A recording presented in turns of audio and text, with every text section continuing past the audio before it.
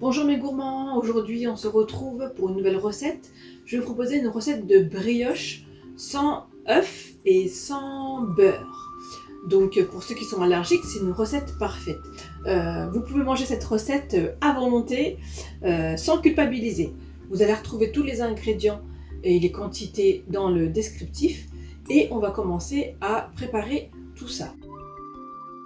Pour une pâte à brioche d'environ 500 g, commencez par prendre un sachet de levure sèche instantanée pour le mélanger avec 160 ml de lait tiède, le lait de votre choix, et laisser reposer pendant 10 minutes. Dans un bol à pâtisser, mélangez 250 g de farine T45, 40 g de sucre, 45 ml d'huile végétale et 3 g de sel. Vous continuez à mélanger en rajoutant peu à peu le mélange lait et levure jusqu'à obtention d'une pâte lisse qui se décolle relativement bien. Huilez ensuite légèrement un bol où vous déposez la pâte en forme de boule et recouvrez d'un film alimentaire et laissez reposer dans le frigo pendant minimum 6 heures. On va sortir la pâte du réfrigérateur, elle aura doublé de volume et on va la diviser en deux. Avec la première pâte, on la dégaze et on va séparer en 3 pour faire un boudin chacun.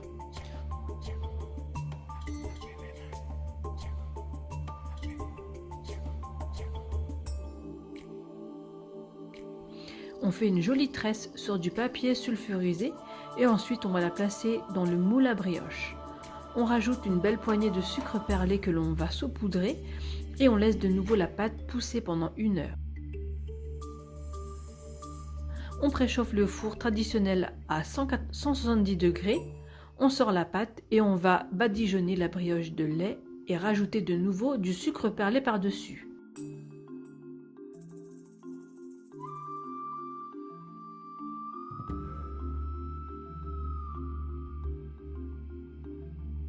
On va placer le moule sur un cran en dessous du milieu du four pendant environ 30 minutes.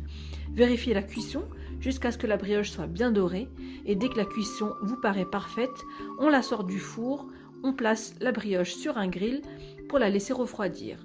Elle est prête pour la dégustation.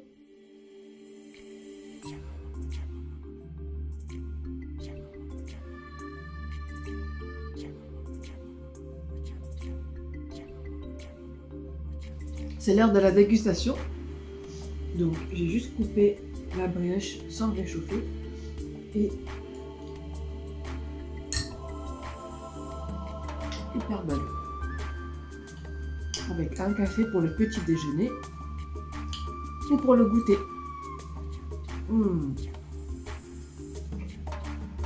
Hyper moelleuse. Et je l'ai fait cuire hier soir. On se retrouve très vite pour une nouvelle recette. Salut!